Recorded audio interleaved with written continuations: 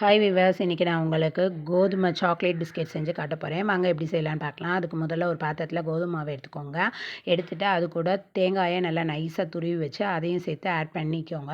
அது கூடவே கொக்கோ பவுட்ரையும் போட்டு அதை நல்லா மிக்ஸ் பண்ணிக்கோங்க. ஏன்னா மாவு, கொக்கோ பவுட்ரு எல்லாமே நல்லா மிக்ஸ் ஆகணும். அதனால் அதை நல்லா மிக்ஸ் பண்ணிக்கோங்க. இனிப்புக்கு நான் கருப்பட்டியை பாகு காய்ச்சி வச்சுருக்கேங்க. அதுக்கப்புறம் அதை வடிகட்டி அதையும் இதில் மிக்ஸ் பண்ணுறேங்க. மிக்ஸ் பண்ணிவிட்டு அது கூடவே தேவையான அளவுக்கு நெய் சேர்த்துக்கோங்க டேஸ்ட்டுக்கு. ஏன்னா குழந்தைங்களுக்கு நெய் டேஸ்ட்டு ரொம்ப பிடிக்கும்.